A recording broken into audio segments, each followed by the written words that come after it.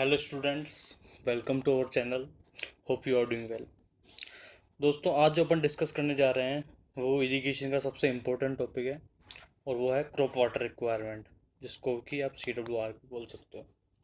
इससे पहले वाले वीडियो में अपन ने डिस्कस किया था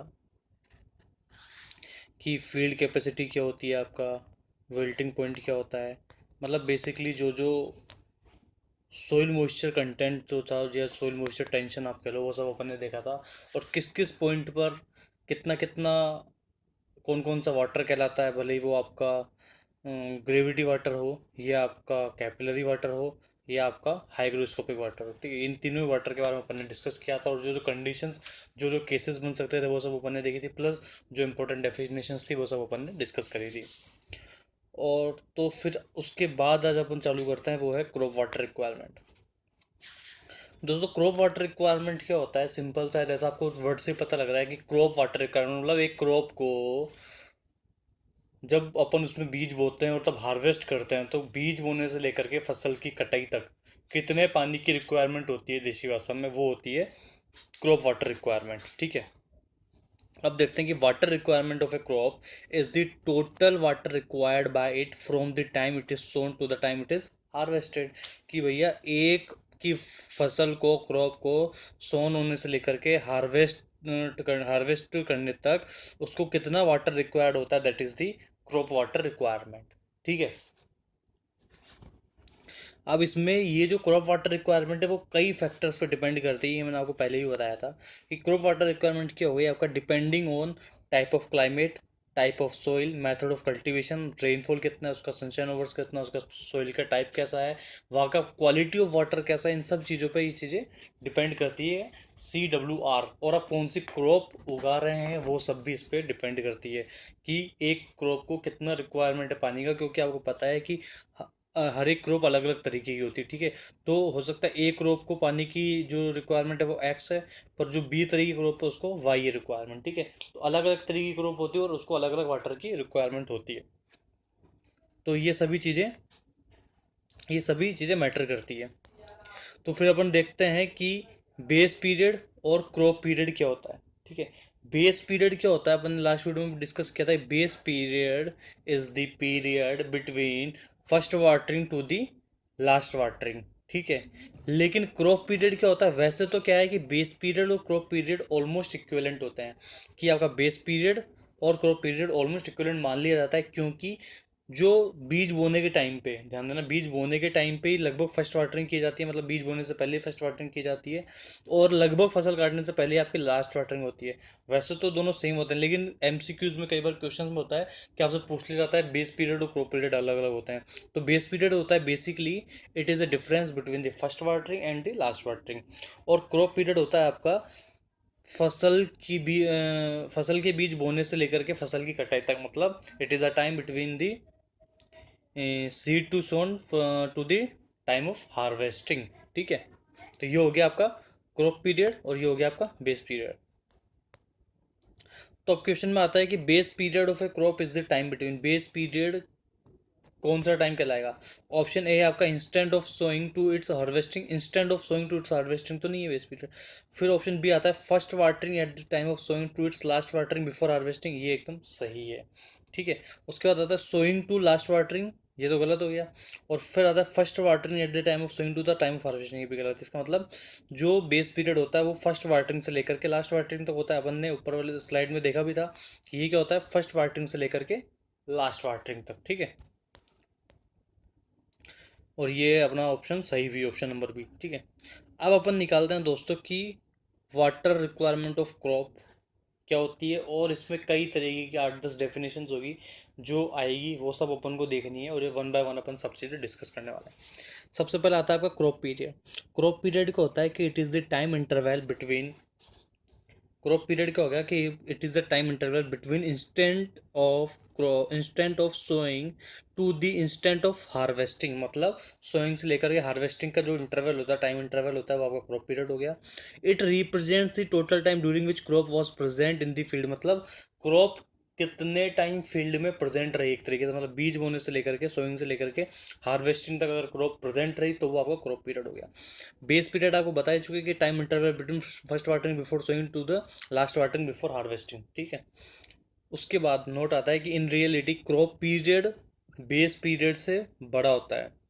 भाई रियलिटी में तो क्या है कि क्रॉप पीरियड बेस पीरियड से बड़ा होता है, समझ गए, क्योंकि जब आप बीज बोए उससे जस्ट पहले आपने पानी डाला था, ठीक है, मतलब जो लैंड प्रिपरेशन वगैरह का जो काम होता है, और उसके बाद लास्ट वाटरिंग करी, उसके बाद आपने फसल काटी, तो वैसे जो प्रैक्टिकली जो अप्रोच होती है वो क्या होती है कि प्रैक्टिकली तो क्रॉप पीरियड बेस पीरियड से बड़ा होता है, but theoretical they are approximate taken same and even terms are use interchangeably. कई बार क्या होती है कि आप टर्म्स को भी इंटरचेंज कर लेते हो, लेकिन प्रैक्टिकली में क्या होता है, आपका जो क्रॉप पीरियड होता है वो बेस पीरियड से बड़ा होता है। ये एक इम्पोर्टेंट चीज़ है जो आपने देखी, ठीक है।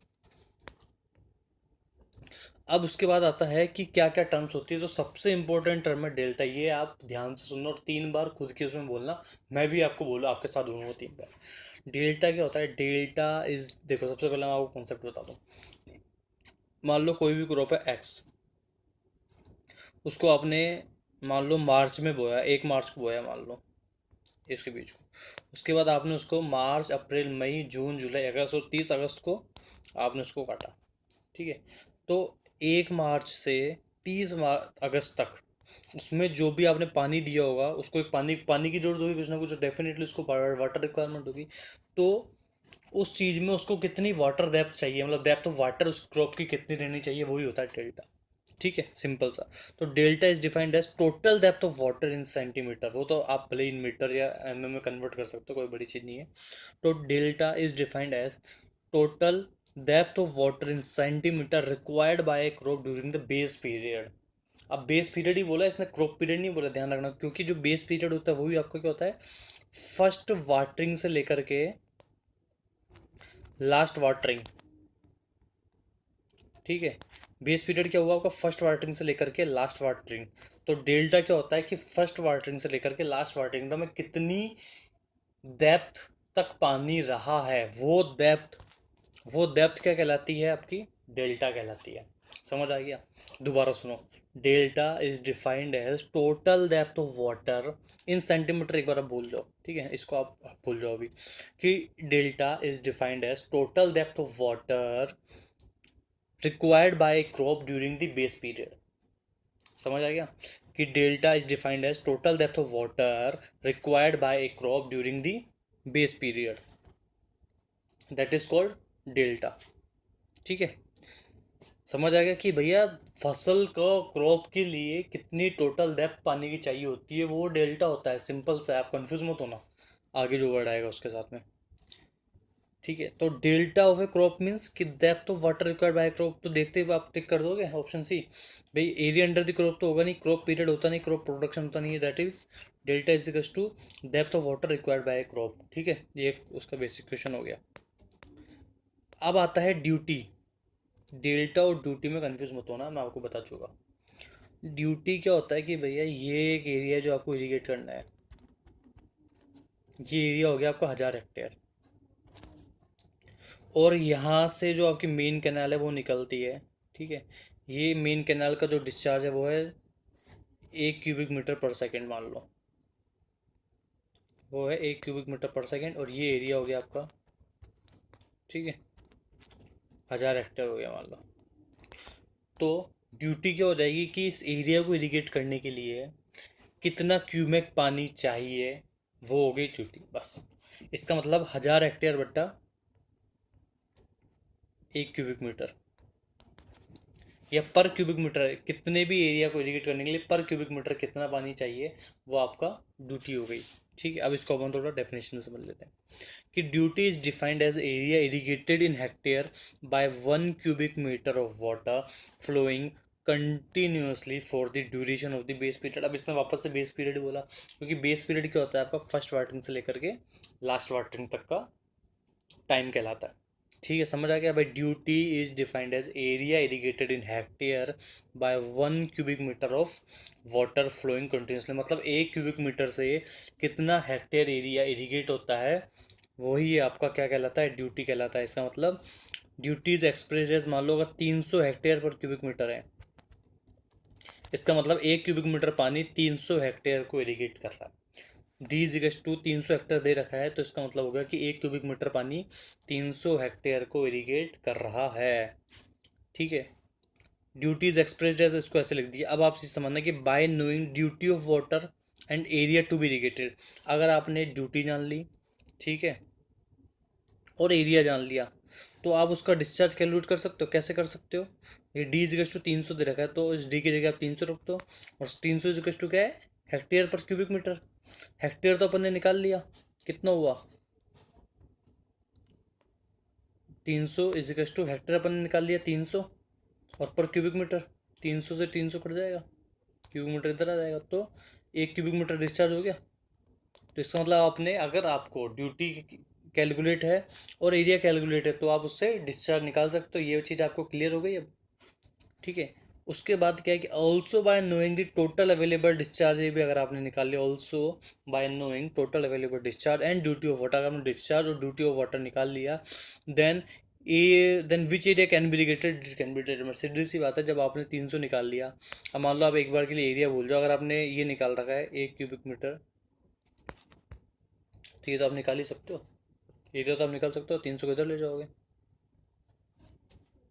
ठीक है, 300 हेक्टेयर पर क्यूबिक है यहाँ पे, इंटू 1 क्यूबिक आएगा, क्यूबिक से क्यूबिक जगह 300 हेक्टेयर आ जाएगा। सिंपल है। तो इसका मतलब ये हुआ कि ड्यूटी इज इक्वल टू होता है आपका हेक्टेयर अपॉन क्यूबिक, ऐसे मान लो। तो अगर आपको ड्यूटी याद है, ड्यूटी पता है और हेक्टेयर पता है, तो आप क्यूबिक निकाल सकते हो। अगर आपको ड्यूटी पता है, क्यूबिक पता है, तो आप एरिया निकाल सकते हो। और अगर आपको एरिया पता है और क्यूबिक पता है, तो आप ड्यूटी निकाल सकते हो। यही कॉन्सेप्ट है, इसके अलावा तो कुछ कॉन्सेप्ट नहीं है। तो समझ आया क्या? डेल्टा तो हो गया आपका, ध्यान देना दोबारा से मैं बता रहा हूँ, डेल्टा तो हो गया आपका वाटर डेप्थ, और जो डी है ड्यूटी, जो डी है ड्यूटी, वो हो गया आपका कि 1 हेक्टेयर पर क्यूबिक मीटर, मतलब एक क्यूबिक मीटर से आप कितना हेक्टेयर एरिया इरिगेट कर सकते हो। Got it? अब आता है दोस्तों एक चीज़, कि ऐसा होता है कि सबसे पहले मान लो आपकी मेन कैनाल चल रही है यहाँ से, जी कौन सा था समझना, ये मेन कैनाल चली, पानी का फ्लो मान लो ऐसा हो रहा है, उसके बाद यहीं से एक हेड रेगुलेटर दे दिया, यहाँ से एक ब्रांच कैनाल निकली, ये तो हो गई आपकी मेन कैनाल, जिसको अपना एमसी बोल देते हैं। फिर बोलते थे हम बीसी, ब्रांच कैनाल। ठीक है, फिर आपने यहाँ एक रेगुलेटर दे दिया, फिर यहाँ पर एक डिस्ट्रीब्यूटरी आ गई, जिसको आपने डीआई बोल दिया। उसके बाद एक माइनर आ गई यहाँ से, उसके बाद आपका कोई वाटर कोर्स आ गया, और फिर ये फील्ड चैनल हो गया, फिर ये एरिया आ गया जो आपको इरीगेट करना है। ठीक है, हुआ ये यहाँ से कि यहाँ से जो पानी जो डिस्चार्ज था, यहाँ का जो डिस्चार्ज था, वो था 2 क्यूबिक मीटर, 2 मीटर क्यूब। ठीक है, वो डिस्चार्ज हो गया। और ये जो एरिया था इरीगेट जो आपको करना था, वो था 1000 हेक्टेयर। ठीक है, वो है 1000 हेक्टेयर। अब आप क्या बोलोगे कि इस एरिया को इरीगेट करने के लिए कितना डिस्चार्ज हो रहा है? 2 क्यूबिक मीटर हो रहा है। तो अगर अब आप ड्यूटी निकालोगे, तो वो कैसे निकालोगे? आप ड्यूटी निकालोगे कि 1000 divided by 2 equals to 500 meter cube. ये तो हो गई आपकी ग्रोस ड्यूटी, समझ आया? ये तो जो ड्यूटी है आपकी, वो हो गई ग्रोस ड्यूटी। लेकिन क्या होगा कि जब ये आपने मेन कैनल बना दी, ये आपने ब्रांच कैनल बना दी, ये आपने डिस्ट्रीब्यूटरी बना दी, ये आपने माइनर बना दी, ये माइनर कैनल हो गई आपकी, ये वाटर कोर्स हो गया, ये आपका फील्ड चैनल हो गया, और ये आपको एरिया इरीगेट करना था। क्या होगा जब यहाँ से आप 2 क्यूबिक मीटर निकालोगे, तो यहाँ पहुँचते पहुँचते पानी 2 क्यूबिक मीटर तो रहेगा नहीं, ये तो रहेगा नहीं 2 क्यूबिक मीटर, ये रह जाएगा ओनली 1 क्यूबिक मीटर। क्यों रह जाएगा? क्योंकि आपको पता है कैनल में तो लॉस होते हैं, यहाँ से जब पानी जाएगा तो कुछ इन्फिल्ट्रेशन लॉस होगा, एंट्री लॉस होगा, एग्जिट लॉस होगा, परकोलेशन लॉस हो गया, आपका फ्रिक्शन लॉस हो गया, कई तरीके के लॉस होंगे। तो 2 क्यूबिक मीटर से जब पानी चालू होगा, मतलब मेन कैनाल से जब पानी चालू होता है और जब तो फील्ड तक पहुंचता है, तो उसका डिस्चार्ज कम हो जाता है। वाटर जो डिस्चार्ज है वो कम हो गया, वाटर जो सप्लाई हुआ फील्ड को वो कम हो गया। वाटर फील्ड को कम हुआ, तो जहां आप, अब ध्यान देना, जहां आप 1000 डिवाइडेड बाई 2 इजिकल्स टू करके 500 हेक्टेयर पर क्यूमेक की ड्यूटी निकाल रहे थे, अब आप उसको कितना करोगे, आप उसको करोगे 1000 divided by 1 is equal to 1000 divided is hectare by cumec. समझ आ गया। इसका मतलब ये हुआ कि मेन कैनाल से फील्ड तक जाते जाते वाटर रिक्वायरमेंट कम होती है तो आपकी ड्यूटी बढ़ती है।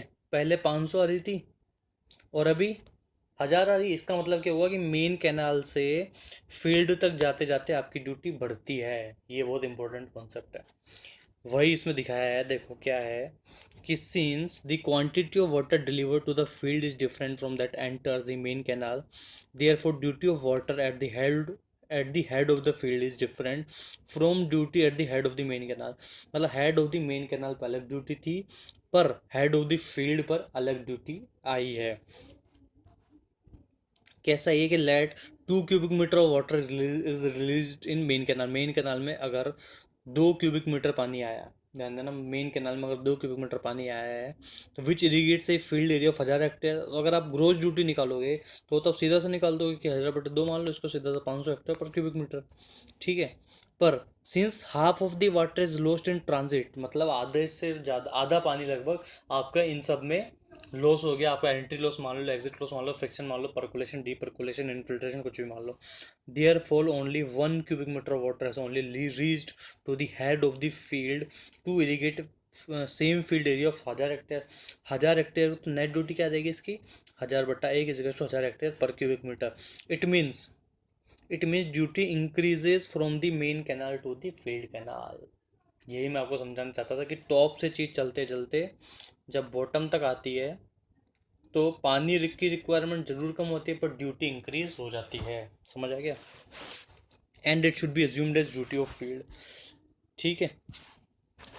तो टॉप से आते आते बॉटम तक ड्यूटी बढ़ जाती है और वाटर रिक्वायरमेंट जो डिस्चार्ज है वो कम हो जाता है। It means from main canal to the field canal duty increases. Okay. अब इसने लिखा है duty is largest. Duty largest किस में होती है, फील्ड पे होती है, तो ऑन दी फील्ड सही है। सेकंड देखो head the head of main canal गलत है। सेम एट ऑल प्रोसेस बिल्कुल गलत, नन ऑफ दी बिल्कुल गलत। It means option number first is the right answer. ठीक है। उसके बाद आता है कि duty of canal water will be less.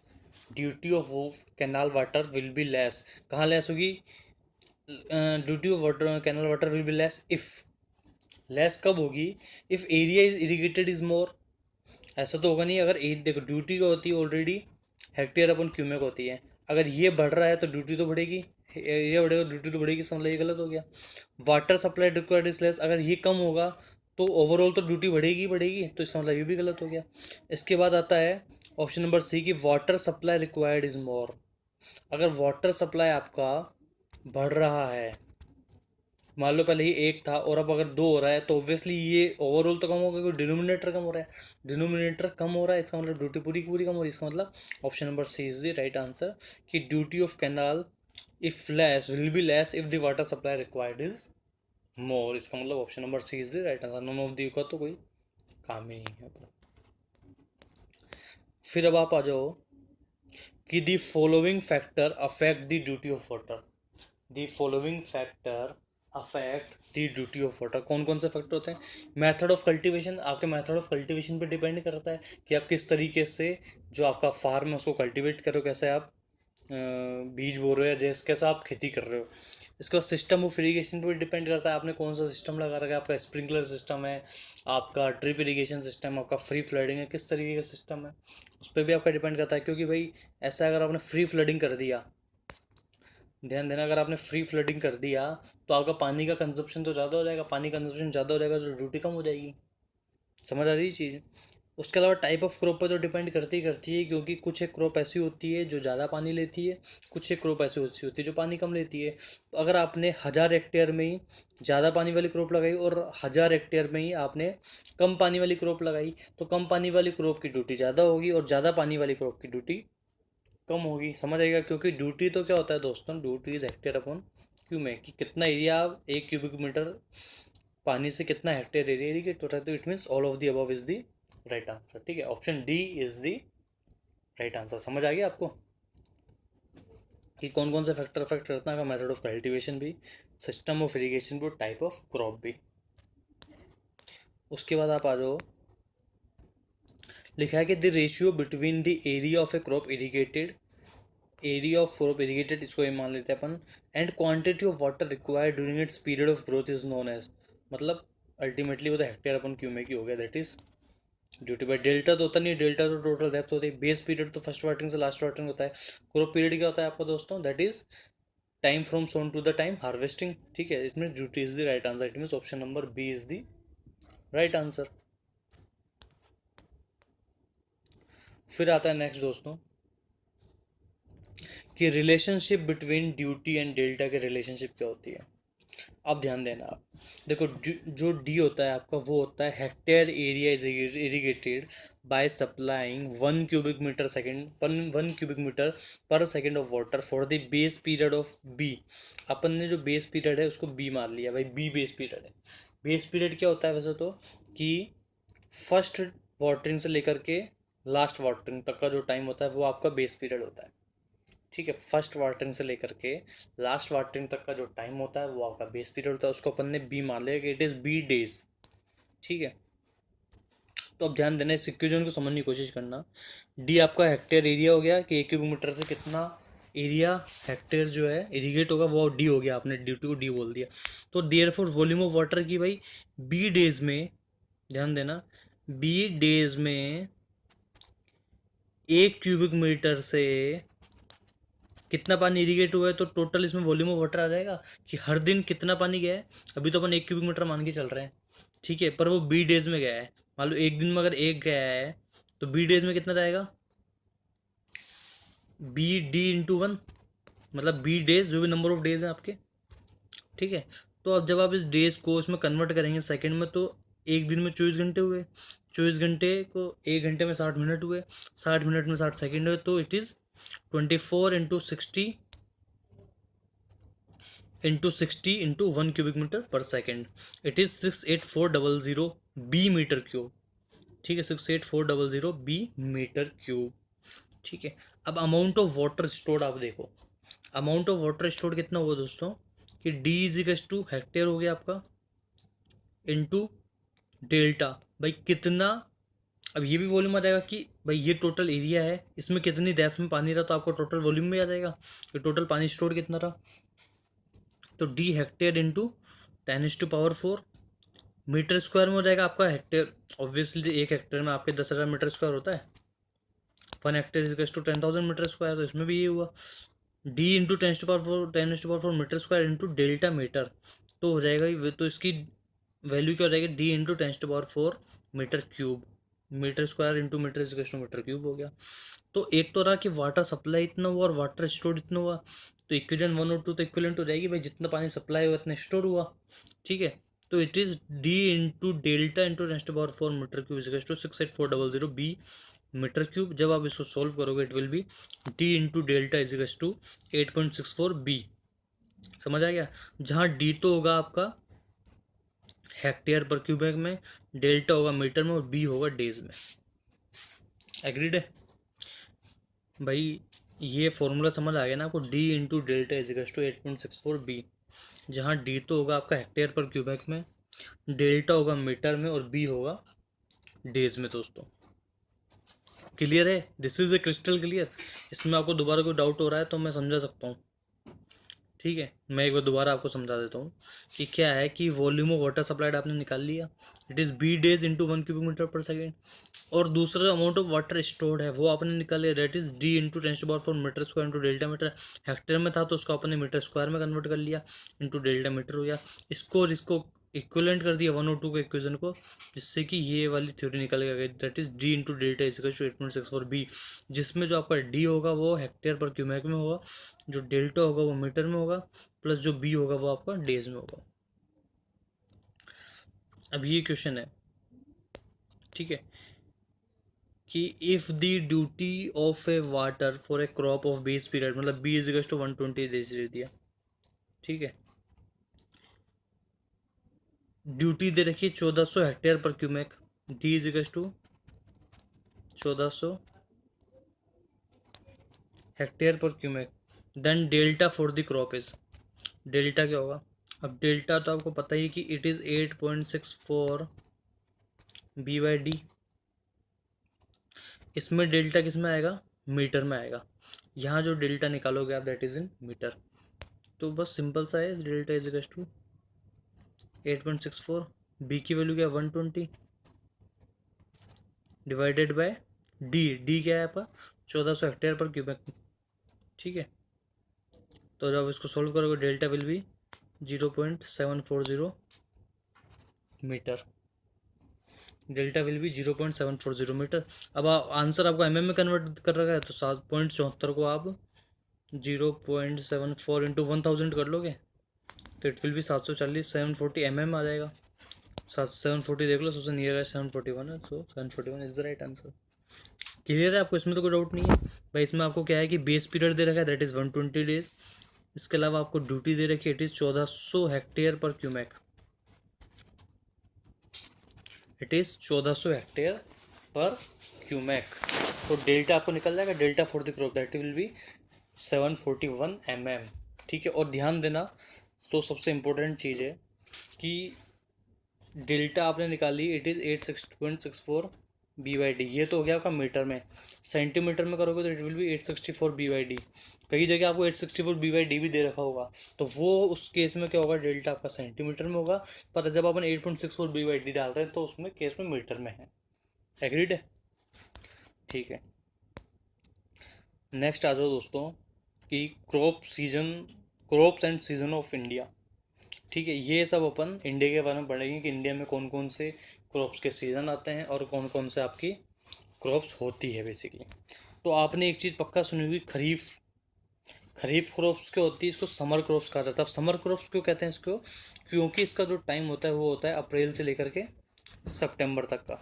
ठीक है, इसका जो टाइम होता है वो होता है आपका अप्रैल से लेकर के सितंबर तक। और ये खरीफ क्रॉप होती है वो कौन कौन सी होती है? दैट इज़ राइस, ज्वार, बाजरा, मेज, ग्राउंडनट, कॉटन।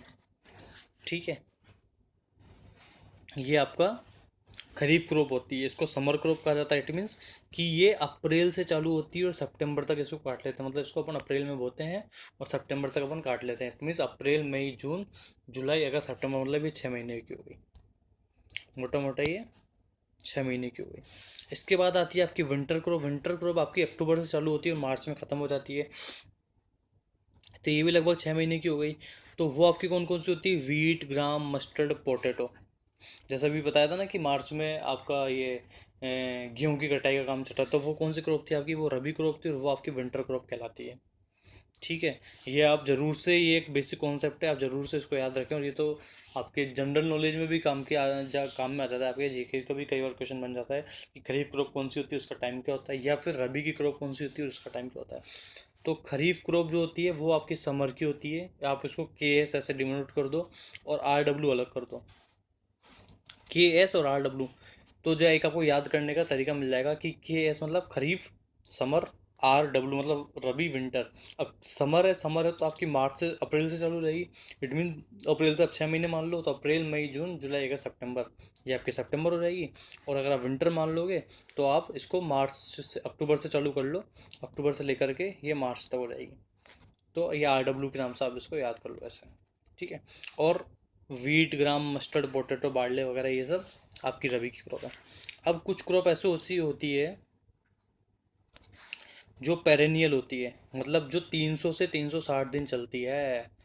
ऐसी कौन सी क्रॉप होती है? वो होती है आपकी पेरेनियल क्रॉप्स, जो हमेशा चलती है। उसका एग्जांपल मैंने आपको बताया था, शुगर केन।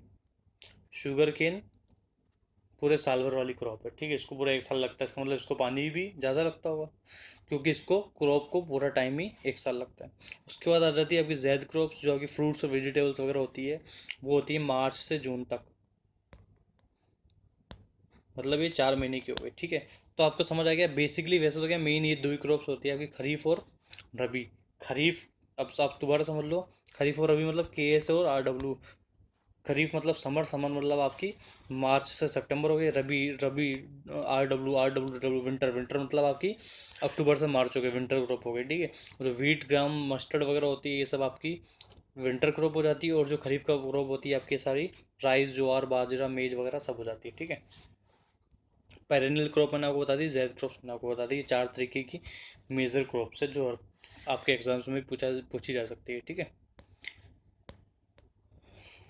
अब आता है दोस्तों कि खरीफ क्रॉप इज सोन इन। अब खरीफ याद आ गया तो आपको के एस और आर डब्ल्यू पता है, ठीक है। के एस मतलब समर हो गया, समर मतलब आपका अप्रैल में बोते होंगे, और अप्रैल अप्रैल से लेकर के इसको सितंबर तक करते हैं, ठीक है। तो अब ये सोन पूछ रहा है, तो देखो मंथ ऑफ अक्टूबर नवंबर तो गलत हो गया, मंथ ऑफ फरवरी मार्च भी नहीं, whenever it is possible तो होता नहीं, तो it is month of June and July, ठीक है। तो kharif crop is sown in around June and July में, ठीक है। फिर आता है दोस्तों कि the watering the first watering before sowing of the crop is called as the first watering before sowing of the crop is called as that is paleo irrigation. ये एक आपका आगे से वो भी आएगा, एक अलग की डेफिनेशन भी आएगी, दैट इज पेलियो इरिगेशन, ठीक है। मतलब बीज बोने से पहले जो पानी करते हैं, पानी देते हैं, उसको क्या कहते हैं अपन? पेलियो वाटरिंग कह लो या फिर पेलियो इरिगेशन कह लो। बीज बोने से पहले जो अपन पानी देते हैं फसल में, वो हो गया आपका पेलियो इरिगेशन, ठीक है। अब आता है दोस्तों इंपॉर्टेंट डेफिनेशन, वो क्या क्या होती है वो अपन एक एक करके पढ़ लेते हैं। सबसे पहले आता है आपका क्रॉप रेशियो, ठीक है। क्रॉप रेशियो क्या है? क्रॉप रेशियो या खरीफ रबी रेशियो, ठीक है। क्रॉप रेशियो हो गया आपका कि area irrigated in kharif season divided by area irrigated in rabi season, ठीक है। दैट इज अप्रोक्सीमेट टू, ठीक है। क्रॉप रेशियो क्या हो गया भाई? खरीफ में जितना एरिया इरिगेट हुआ डिवाइडेड बाय कर दो रबी का जितना भी एरिया इरिगेट हुआ। समझ आ गया आपको? कि खरीफ बट्टा रबी कर दो, सीधा सा के डिवाइडेड बाय आर, ठीक है। फिर आता है आपका पेली इरिगेशन, तो भी बताया था मैंने कि it is defined as watering done prior to the sowing of the crop. मतलब बीज बोने से पहले आपने जो भी वाटरिंग करी वो आपका पेली इरिगेशन में आ गया, ठीक है। इसमें लिखा है कि it is done to make area suitable for sowing as it becomes very dry and to add sufficient moisture to the soil which would be required for initial growth, ठीक है। इसमें लिखा है कि it is done to make area suitable for sowing as it becomes very dry and to add sufficient moisture to the soil which would be required for initial growth. समझ आ गया आपको कि पेली इरिगेशन क्यों किया जाता है? To make area suitable for sowing, मतलब आप जो बीज बो रहे हो उस जहाँ भी आप बीज बो रहे हो उस एरिया को आप सूटेबल बना दो, जिससे, क्योंकि ये ऑलरेडी बहुत ड्राई हो चुका होता है भाई। आप एकदम सूखी मिट्टी तो उसमें कैसे बीज बोगे? तो बीज बोने से पहले जो मिट्टी ड्राई हो चुकी होती है उससे पहले जो पानी दिया जाता है दैट इज़ पेलियो इरिगेशन, और उसमें आप एक सफिशिएंट मॉइस्चर ऐड कर दो जो कि उसकी इनिशियल ग्रोथ के काम में आएगा। समझ आ गया? That is paleo irrigation. Next आता है दोस्तों कोर वाटरिंग, कोर डेप्थ और कोर पीरियड क्या होता है? कोर वाटरिंग होती है कि kor watering is the first watering after sowing of crops when crop is few centimeter high. मतलब जब आपने बीज बोए उससे पहले तो हो गया पहली इरिगेशन, और बीज बोने के बाद में जो पहली वाटरिंग होती है वो होती है आपकी कोर वाटरिंग। क्लियर है? कोई डाउट है इसमें आपको? कि बीज बोने से पहले जो इरिगेशन हुआ वो तो आपका पहली इरिगेशन हो गया, और बीज बोने के बाद में जो आपने फर्स्ट वाटरिंग करी वो आपकी कोर वाटरिंग हो गई, ठीक है। और कोर डेप्थ क्या हो गई कि हर महीने में हर दिन में अलग अलग उसकी डेप्थ एवरेज रही, ठीक है। तो वो मैक्सिमम डेप्थ सभी वाटरिंग की जो एक मैक्सिमम डेप्थ इरिगेशन डेप्थ जो मैक्सिमम डेप्थ है वो आपकी कोर डेप्थ होती है। कि कोई टाइम ऐसा आया होगा जब डेप्थ बहुत ज़्यादा हाई हो गई होगी, जब जो वाटर डेप्थ है किसी भी क्रॉप की बहुत ज़्यादा हाई हो गई होगी ओवरऑल में से, तो वो मैक्सिमम डेप्थ क्या कहलाती है? आपकी कोर डेप्थ कहलाती है। वो मैक्सिमम डेप्थ आपकी कोर डेप्थ कहलाती है। क्या कहलाती है? Core depth. This irrigation depth is the maximum of all the watering and this depth is called the core depth, ठीक है। उसके बाद आता है आपका core period, the portion of base period. ध्यान देना, the portion of base period in which core watering is needed is called the core period. Core period क्या हो गया आपका? कि kor period is the first watering after sowing of crop when crop is few centimeter high.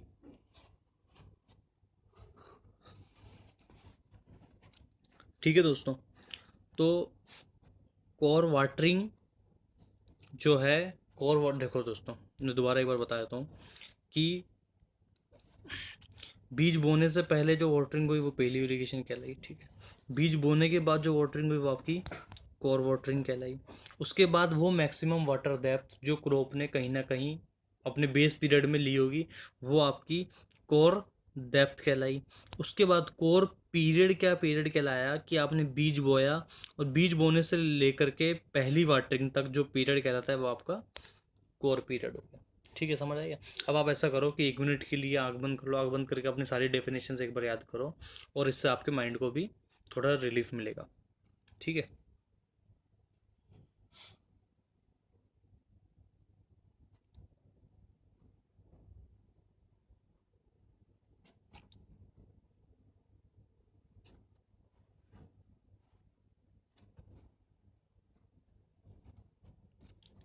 ठीक है दोस्तों, तो अभी अपन आते हैं, नेक्स्ट आता है कैपेसिटी फैक्टर। कैपेसिटी फैक्टर क्या होता है? Capacity factor is the mean supply discharge for a canal for a certain duration divided by maximum discharge carrying capacity of canal. भाई इसमें तो बोला है इसने कैपेसिटी फैक्टर में कि मीन सप्लाई डिस्चार्ज कितना चाहिए एक सर्टेन ड्यूरेशन के लिए। इसका मतलब Q require divided by Q design. भाई डिजाइन क्यों बोला है इसको? क्योंकि डिजाइन तो मैक्सिमम के लिए होता है। भाई कोई भी प्रोजेक्ट अगर आप डिज़ाइन करते हो तो वो हमेशा मैक्सिमम के लिए डिज़ाइन करते हो। इसी तरीके से अगर आप कोई कैनाल डिज़ाइन करते हो तो वो भी आप सबसे मैक्सिमम के लिए ही करते हो, ठीक है। तो इसने बोला कि कैपेसिटी फैक्टर क्या हो गया आपका दोस्तों? That is mean supply discharge for a canal for a certain duration divided by maximum discharge carrying capacity of the canal, ठीक है। That is capacity factor. अब आता है दोस्तों टाइम फैक्टर। टाइम फैक्टर क्या है आपका? Number of days canal has actually run. ध्यान देना, number of days A canal has actually run divided by number of days of irrigation period. भाई कैनाल कितने दिन एक्चुअल में चली है divided by number of days of the irrigation period, उसमें से इरिगेशन कितने दिन हुआ है। भाई कैनाल कितने दिन चली है divided by number of irrigation period, उसमें से इरिगेशन कितने दिन हुआ है। That is a time factor, that is a TF, ठीक है। उसके बाद आप आ जाओ क्रॉप कैलेंडर पे दोस्तों। क्रॉप कैलेंडर क्या होता है कि crop calendar is a tool that provides information about planting, sowing, harvesting period of locally adopted crops in in area.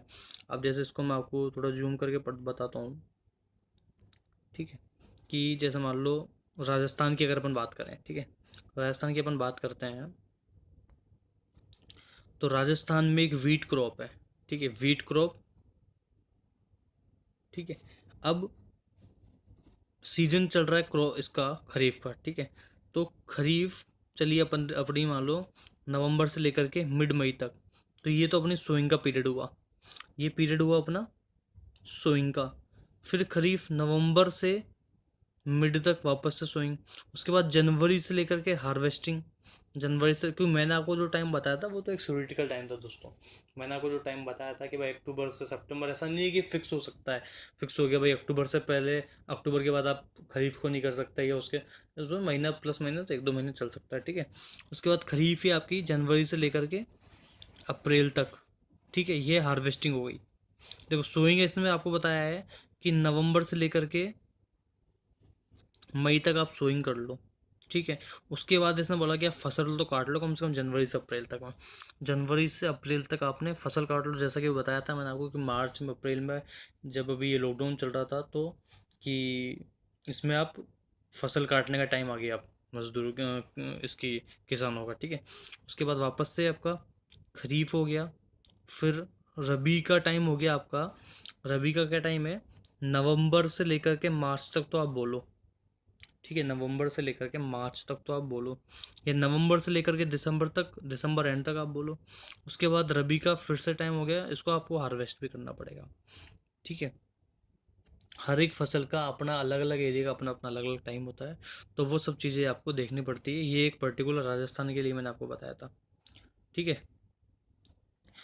ये थी राजस्थान के लिए क्रॉप कैलेंडर। क्रॉप कैलेंडर क्या होता है? बेसिकली क्रॉप कैलेंडर आपको ओवरऑल आइडिया देता है कि कौन से एरिया में कौन सी क्रॉप का अभी कौन सा टाइम चल रहा है, अभी उसको सोइंग करनी है, अभी हार्वेस्टिंग करनी है, अभी प्लांटिंग करनी है, अभी कितना टाइम उसको परसेंटेज हो गया है, या कितना वाटर वगैरह की अभी उसको क्या रिक्वायरमेंट है क्या नहीं है, वो सब बेसिकली क्रॉप कैलेंडर के अंदर आ जाता है। जैसे इसमें आप देख रहे होंगे कि जैसे आर एस ने ड्रैग एंड ड्रॉप का ऑप्शन है, इसने सेलेक्ट किया हुआ है राजस्थान।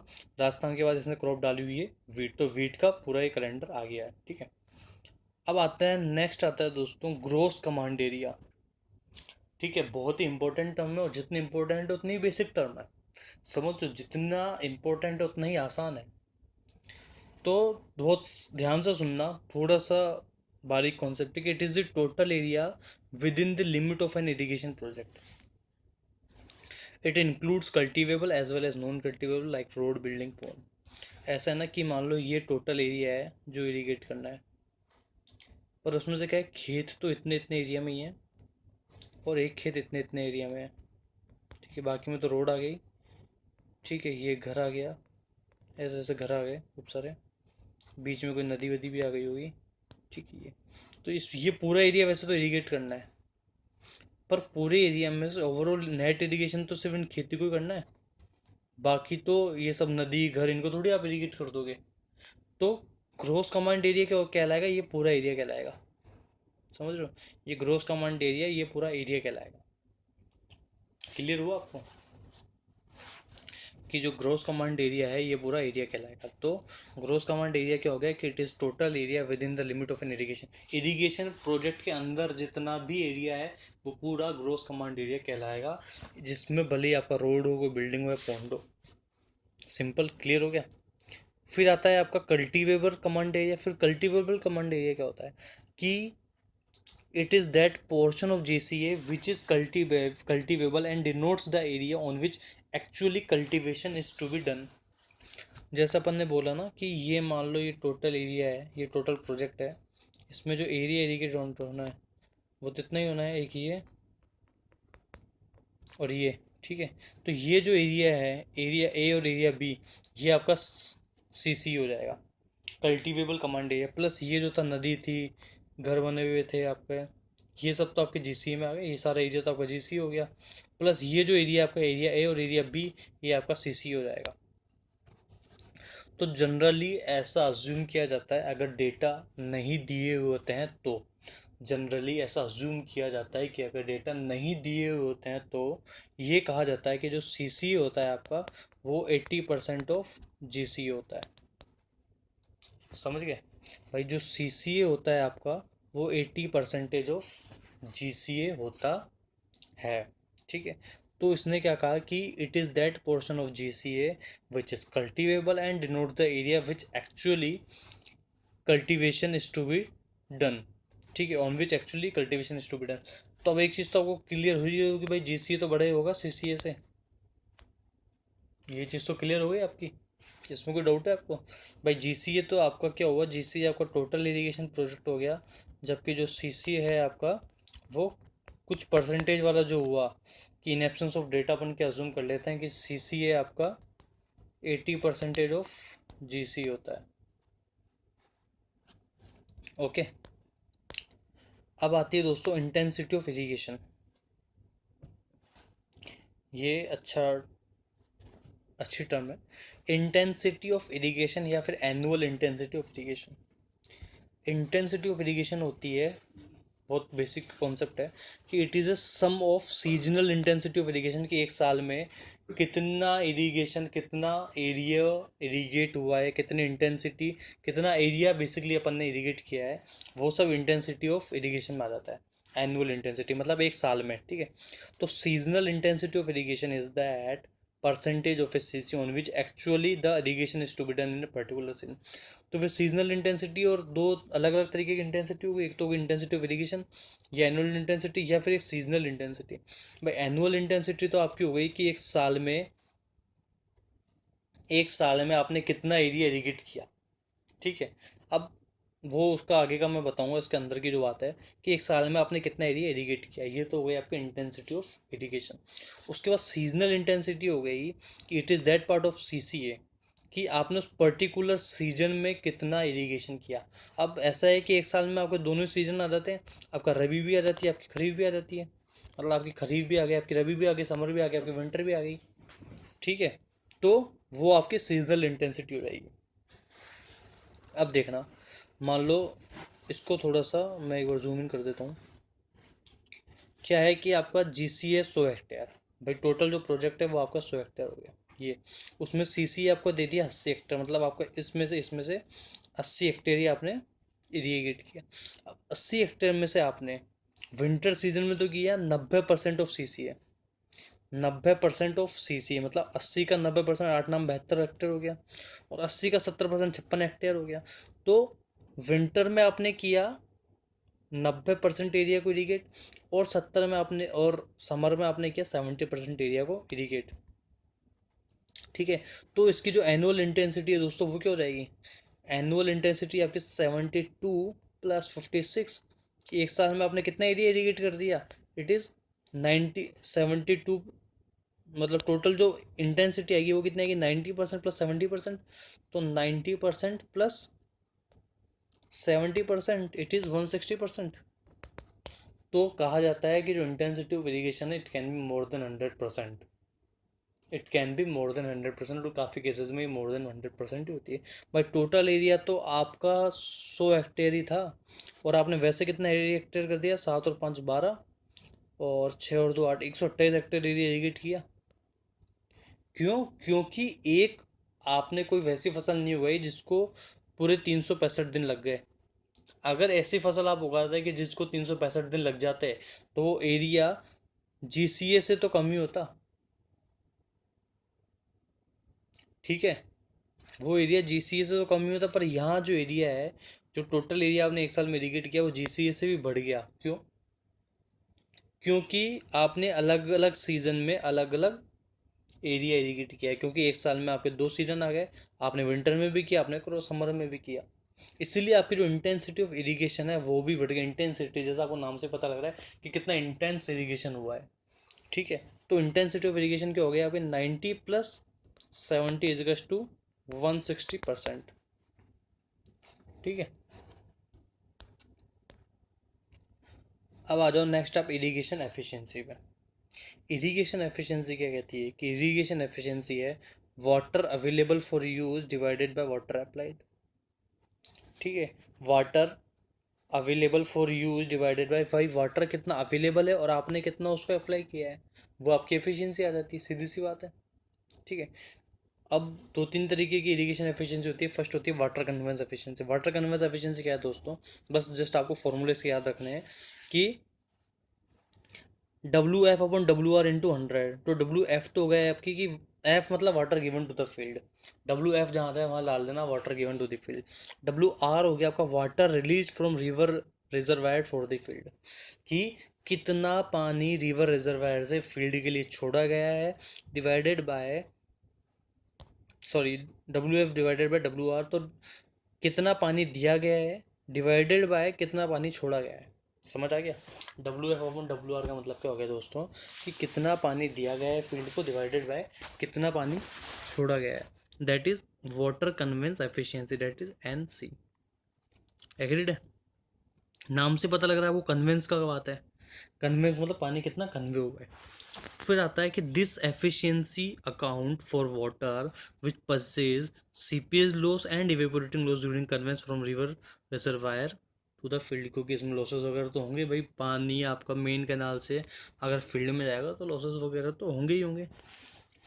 ठीक है,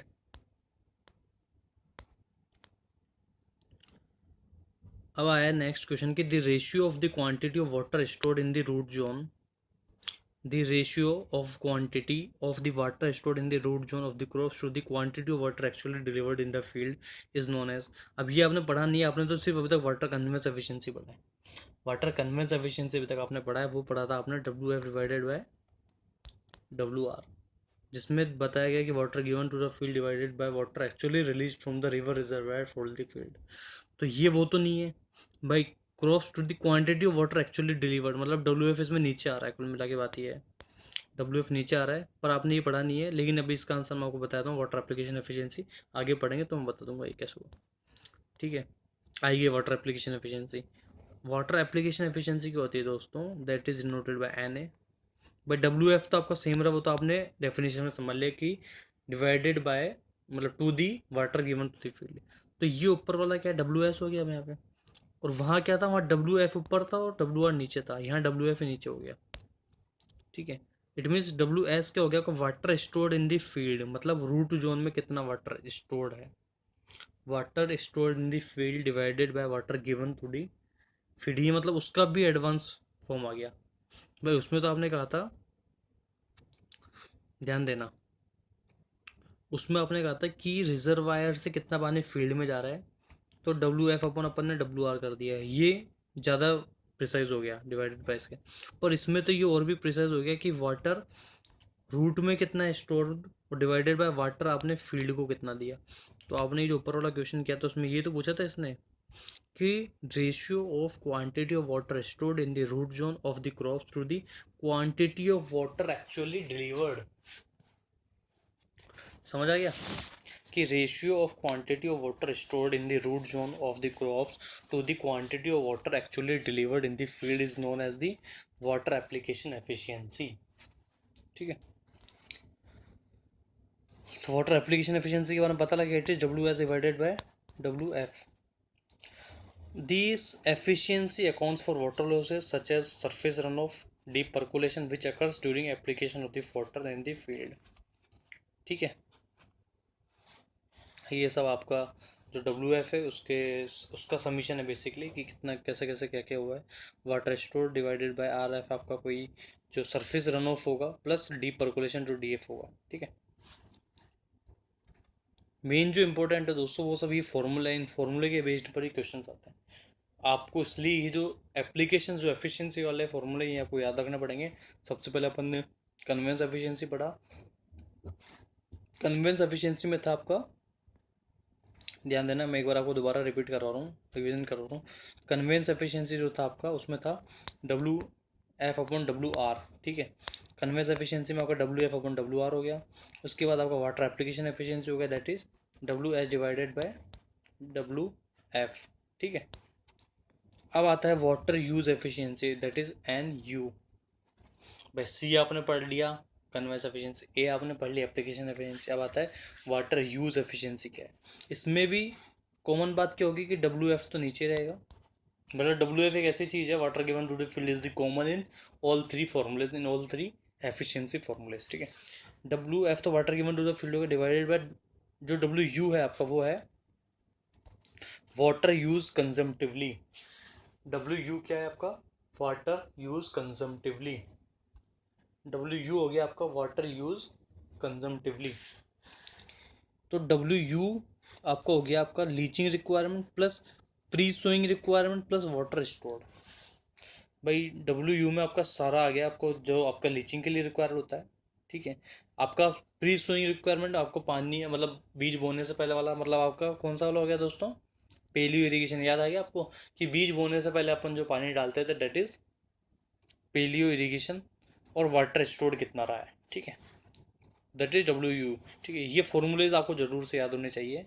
मैं आपको दोबारा बता देता हूँ, कन्वेंस एफिशिएंसी, एप्लीकेशन एफिशिएंसी और वाटर यूज एफिशिएंसी अपन ने पढ़ी, जिसमें W F upon W R तो आपका कन्वेंस का हो गया इसमें, और बाकी दोनों में डब्ल्यू एफ नीचे थे, ठीक है।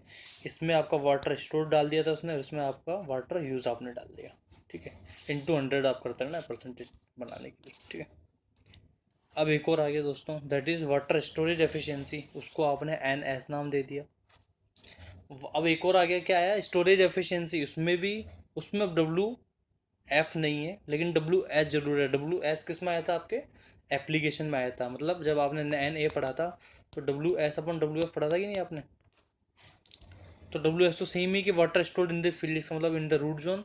डब्ल्यू एन क्या है आपका, वो देखना आप वाली चीज, नई चीज आई, अब देखो डब्ल्यू एन क्या है। W N is the amount of water to be stored in the field such that कि moisture content is raised to the field capacity. तो अब समझ आ गया फील्ड कैपेसिटी अपन ने, अगर आपने लास्ट वीडियो देखा होगा अच्छे से तो आपको अच्छे से समझ में आ गया होगा क्या ये, कि आपका जो सोइल का जो मॉइस्चर कंटेंट है उसको फील्ड कैपेसिटी तक बढ़ाने के लिए कितना मॉइस्चर और ऐड करना है, दैट इज WN। ठीक है, तो basically WN is the total water required up to the FC, that means available moisture content before irrigation. क्योंकि अपन ने वो फेज डायग्राम पढ़ा था, उसमें अपन ने देखा था, एक बार सोइल को आप भूल जाओ, उसके ऊपर हाइग्रोस्कोपिक वाटर आ गया, ये आपका क्या हो जाता था, फिल्टिंग पॉइंट, फिर ये आपका एक OMC हो जाता था, और फिर ये आपका फील्ड कैपेसिटी हो जाता था। ठीक है, ये आपका जो हो जाता है, ये आपका हो जाता था अवेलेबल मॉइस्चर कंटेंट। ठीक है, ये हो गया आपका अवेलेबल मॉइस्चर कंटेंट। इसके बाद ये पर्टिकुलर जो होता था वो होता था आपका रेडिली अवेलेबल। ठीक है, ये होता था आपका OMC, ऑप्टिमम मॉइस्चर कंटेंट। तो फील्ड कैपेसिटी और विल्टिंग पॉइंट के बीच का डिफरेंस होता था आपका अवेलेबल मॉइस्चर कंटेंट। अब ये भी क्या कह रहा है कि WN आपका क्या है, WN is the amount of water to be stored in the field such that कि moisture content is raised to the field capacity FC। ठीक है, तो WN टोटल वाटर रिक्वायर्ड हो गया up to the FC। WN क्या हो गया आपका, total water required up to the FC। ठीक है,